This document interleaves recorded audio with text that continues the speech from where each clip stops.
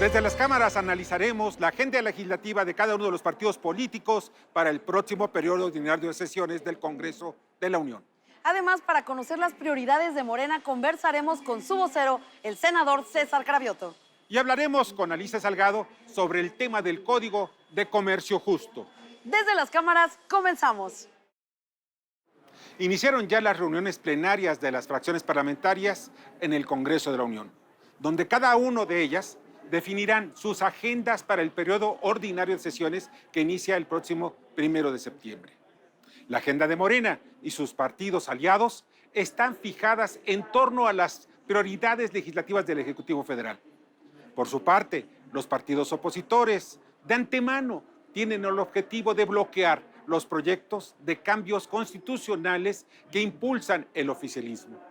Por ello, es complicado llegar a acuerdos políticos y tras lo que puede ser el inicio de un juicio político contra el líder nacional del PRI como diputado federal, se fortalecerá la oposición.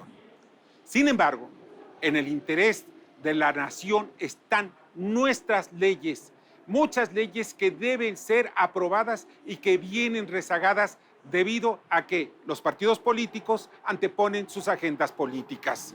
La seguridad es una prioridad que necesita un marco legislativo acorde a la realidad que vive el país y la distribución del presupuesto llevará largas y violentas sesiones para definir las áreas, estados y municipios que tendrán más dinero para su desarrollo.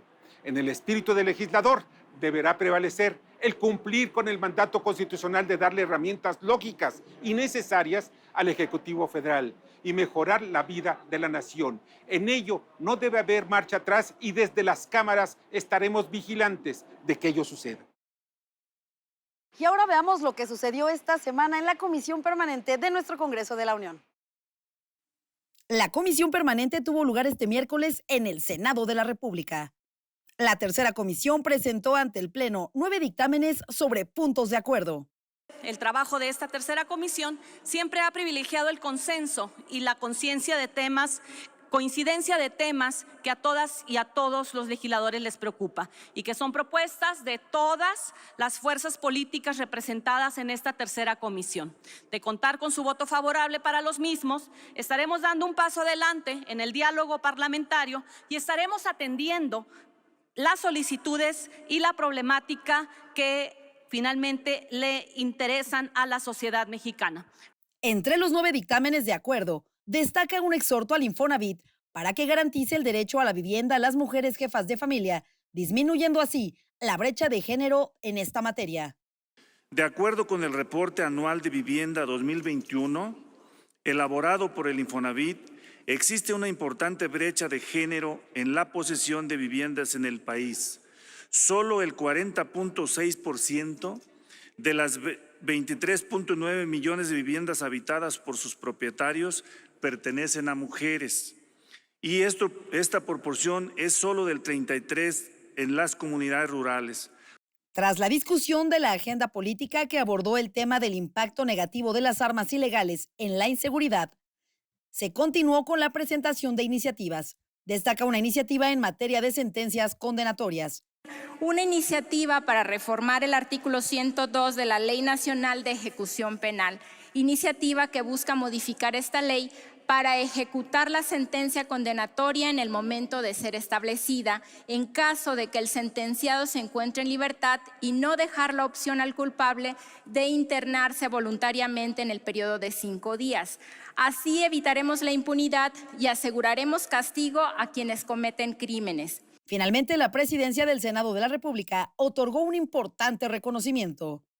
El señor Shihan Koichi Shoda Watanabe está cumpliendo una trayectoria de 50 años en la enseñanza de karate en México. Es un hombre universal. Es un mexicano nacido en Japón.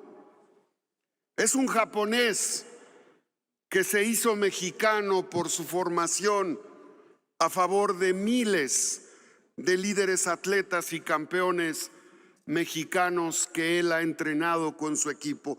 Aquí en las gradas están parte de su equipo, maestros que nos acompañan de toda la República. Hola muchachos, me da muchísimo gusto saludarles hoy, en particular con un tema que nos ocupará a todos. Es verdad que en un proceso de recuperación económica lo que más importa a las pequeñas, medianas, microempresas, vamos hasta los negocios de la esquina y a las personas que venden en domicilio es la liquidez. ¿Qué quiere decir? Que te paguen a tiempo una factura, que no te traigan a las vueltas para el pago. En México, alrededor del 70% del financiamiento lo dan no los bancos ni las instituciones no bancarias, sino particularmente los proveedores, de acuerdo con la información que tiene el Banco de México. Considerando este elemento, la práctica ha sido pues muy difícil porque en algunas grandes corporaciones y sobre todo tiendas departamentales o sistemas de comercio, grandes empresas, se llega a un entendimiento de que aun cuando ellos sí tienen liquidez, te pagan a 30, 60 o 90 días y de alguna manera la práctica en algunos casos se ha llevado hasta 160 días. El tema es que en las conversaciones ha estado este punto como esencial desde hace más de 2 sexenios y hoy el diputado Carlos Noriega ha retomado la iniciativa que en su momento presentó la secretaria de Economía, Tatiana Cloutier, en la Comisión de Economía y Competitividad y Comercio Exterior en la Cámara de Diputados y se ha estado negociando muy intensivamente con las cámaras y representaciones empresariales esta posibilidad, una iniciativa de reforma a la ley de comercio para obligar, si no tendrían que pagar multa a la pequeña empresa o a la empresa proveedora para intentar meter en ley la obligación de que se tiene que pagar a más tardar en 60 días, o sea, 30 y 60 días, y además si se paga a plazo tendrán que pagar intereses por ese plazo. Sí es un cambio relevante. Creo que el gran problema que yo le veo a esta iniciativa es que se trata de manera desigual a los agentes de gobierno. Uno son los agentes privados, esto sería solamente para las empresas privadas, pero no para el gobierno y las empresas públicas. Esto sí es lo relevante. El 25% de lo que se mueve en la economía, en ingreso y gasto, lo realizan las entidades gubernamentales, tanto dependencias como instituciones autónomas, como las mismas empresas del Estado, no solamente Pemex y CFE. Pero en el caso de estas dos últimas, el trato puede ser de te pago en 30, 60, 90 días y a veces hasta en año, porque llega a haber desconocimiento de facturas. Lo mismo pasa, por ejemplo, en todo el sector salud, que es un verdadero viacrucis. En estas condiciones, hoy hay las pláticas que están llevando a cabo representantes privados con el propio diputado y otros representantes de la Secretaría de Economía que tiene interés en empujarlo en el grupo de Morena y tenerlo como prioridad de la agenda que va a impulsar esta agrupación política con sus aliados el próximo periodo legislativo, es que se reduzca y que además entren todas las demás entidades. Si se tiene que resolver un problema serio de liquidez y un problema serio de financiamiento de proveedores al sector privado que permita reconstruir la capacidad de generación de valor de estos mismos, tendría, uno, sobre todo, que ser trato parejo y dos, sería inconstitucional el no hacerlo. Yo pongo este tema bajo la lupa desde las cámaras. Las plenarias son estas reuniones organizadas por los grupos parlamentarios precisamente para determinar sus prioridades durante el próximo periodo ordinario de sesiones. Veamos. Tras casi 4 meses de trabajos de la Comisión Permanente, que comenzó a sesionar en mayo pasado, estamos a semanas de que la Cámara de Diputados y el Senado de la República retomen nuevamente su periodo ordinario de sesiones. Lo anterior significa que finalmente llegó la temporada de plenarias, ese indispensable momento legislativo en el que las bancadas definen su lista de prioridades y estrategias para lograr sus objetivos, en este caso, en el periodo de septiembre a diciembre. Revisemos las fechas y lugares donde los legisladores ya se están reuniendo. Por ahora se prevé que Morena celebrará sus reuniones plenarias de la siguiente manera. Diputados se reunirán el 25 y 26 de agosto en San Lázaro. Mientras tanto, los senadores de Morena se reunirán el 30 y 31 de agosto. No debemos descartar la presencia de invitados del gabinete del gobierno federal. Ya se perfila que la fracción opositora del Partido Acción Nacional llevará a cabo sus reuniones plenarias en Veracruz los días 24, 25 y 26 de agosto. Su agenda: impulsar el crecimiento económico y el apoyo al sector empresarial, sobre todo a las pequeñas y medianas empresas. Por su parte, los diputados del PRI iniciaron ayer 17 de agosto su reunión plenaria en el estado de Coahuila, previo al inicio de este segundo año de ejercicios de la 65 legislatura. Se reunieron en Saltillo. Sus temas prioritarios por ahora son seguridad, salud y presupuesto. Se ha aumentado la inseguridad. Las zonas que analizamos hace un año son hoy, precisamente hoy, las que están en conflicto. Entonces, será una parte central y propuestas que de ahí salgan para nuestra agenda legislativa. Otra parte central es el tema de la economía. Ayer tuvimos ya un inicio, como ustedes saben, una jornada de varias horas. Y bueno, pues lo que nosotros vimos es que las perspectivas económicas son terribles, entre ellas las perspectivas para la jubilación de las personas.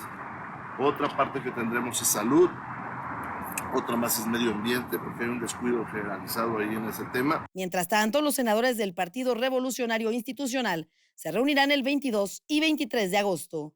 Un tema que sin duda estará en la agenda de todos los grupos parlamentarios es la miscelánea fiscal 2023, ya que el próximo 8 de septiembre se prevé la llegada del paquete económico a la Cámara de Diputados. Desde las cámaras, Claudia Ivette García. Vamos a una pequeña pausa, pero no se vaya. Quédese con nosotros aquí en Desde las Cámaras. Estamos transmitiendo desde el Senado de la República, donde platicaremos con el senador César Cravioto sobre las reformas constitucionales del presidente López Obrador. Porque ¿qué buscamos en esta reforma?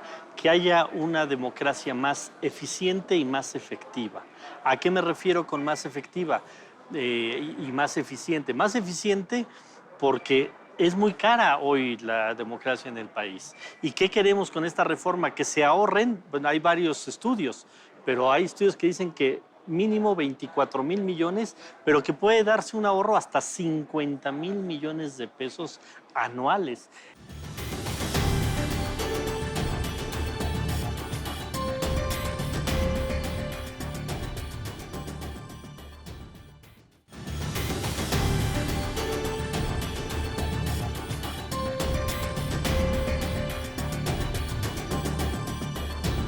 Licenciado en Comunicación por la Universidad Iberoamericana, César Cravioto Romero, nuestro invitado esta semana. Hablará de lo que viene y de lo que se ha aprobado, ya que él es vocero de Morena en el Senado. Las prioridades de su partido para un país mejor. Escuchemos muy atentos lo que platica el senador. Muchas gracias que continúan con nosotros y ya está también con nosotros el senador César Cravioto del Partido Morena. César, ¿cómo estás? Muy buenas noches. Bien, Víctor, un gusto saludarte. Claudia Ivette, un Muchas gusto gracias. saludarte. Oye, pues la agenda legislativa va a ser muy intenso a partir del 1 de septiembre, muchos temas, más bien dos temas que son fundamentales. Dos grandes temas. Dos grandes temas. Así es. La reforma electoral Así es. y precisamente la reforma para la Guardia Nacional. Así es, así es. ¿Pasarán? Ahorita la reforma electoral está en la Cámara de Diputados. Para que pase al Senado tiene que pasar primero por la Cámara de Diputados con 2/3 partes, aunque la oposición ha dicho que se va a declarar en moratoria constitucional. Yo todavía tengo mis dudas por varias razones, porque se dieron cuenta los de la oposición que les fue mal al votar en contra la reforma eléctrica.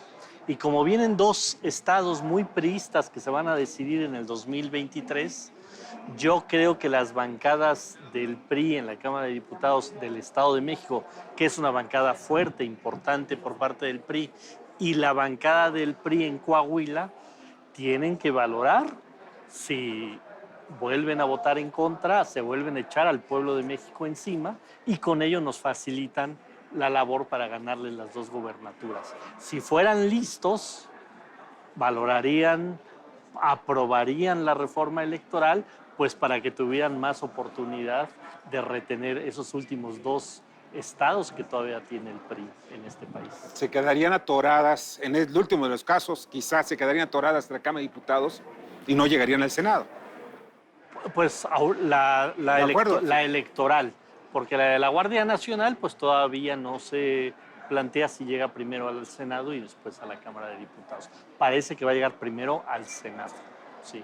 Senador, al ser vocero de Morena, para nosotros también es muy importante conocer, y antes cambiar de tema, antes de pasar a lo de la Guardia Nacional, que también es muy importante, se están llevando a cabo foros en la Cámara de Diputados precisamente sobre la reforma electoral. ¿Cuál es su perspectiva, su punto de vista sobre estos foros?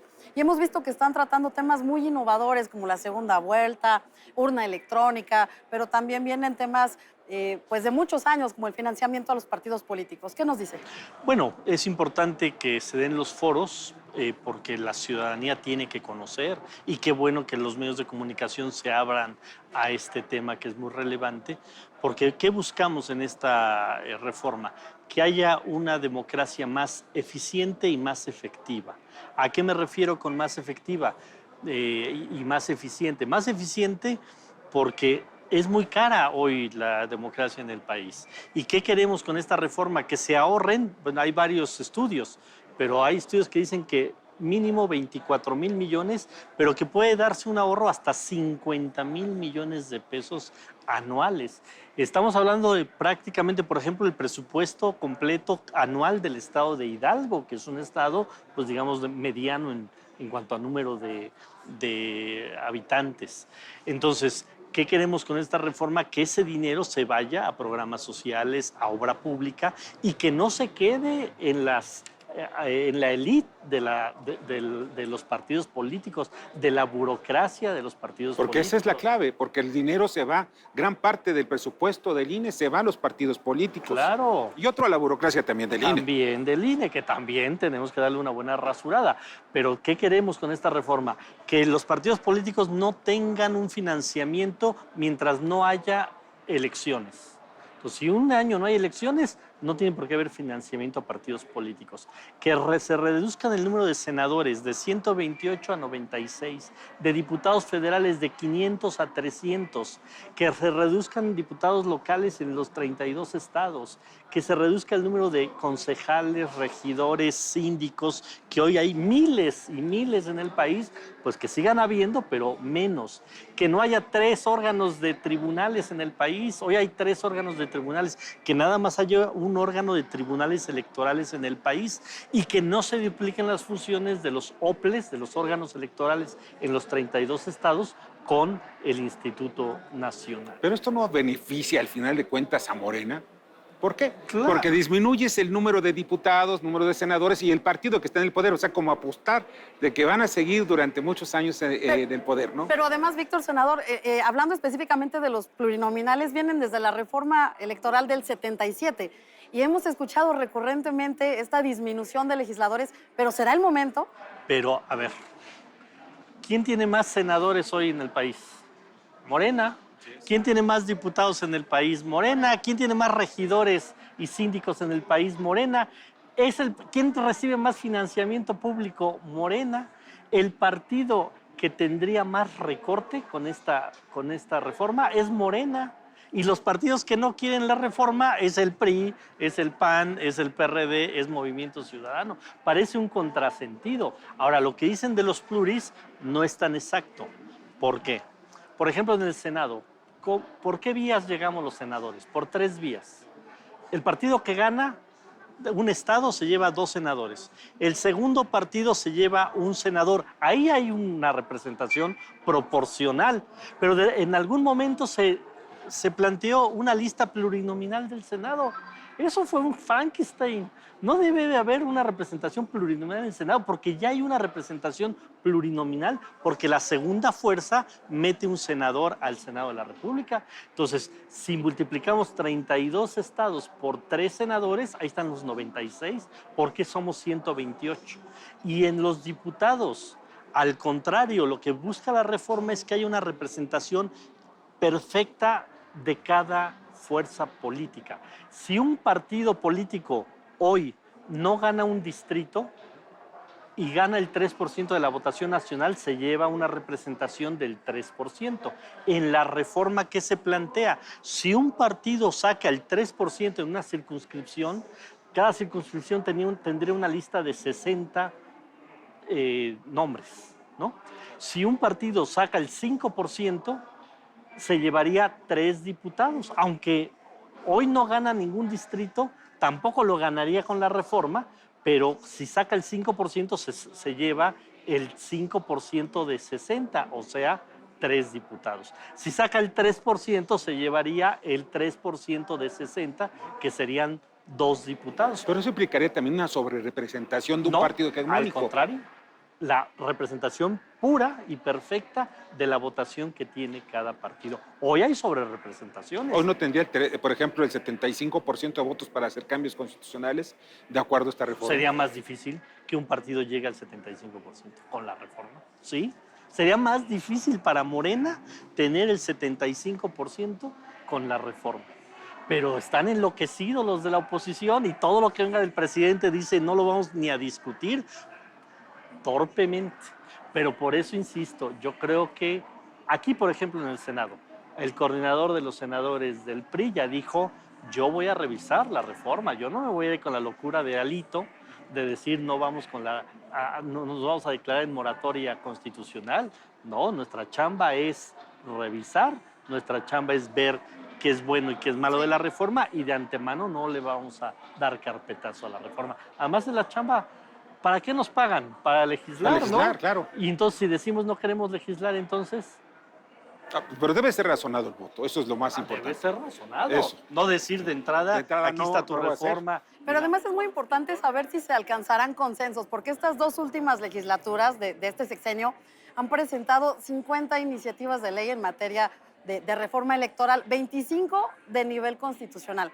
Entonces, se vislumbra que hay acuerdos. ¿Estaremos llegando entonces a una verdadera reforma, senador? Yo creo que sí. Yo creo que si hay un poco de raciocinio en la oposición, si reflexionan el costo que les va a llevar otra vez votar en contra a priori esta reforma, que se acuerden, nosotros les dijimos traidores al pueblo de México por votar en contra de la reforma eléctrica y se los va a cobrar la gente en las urnas, ¿se los dijimos o no?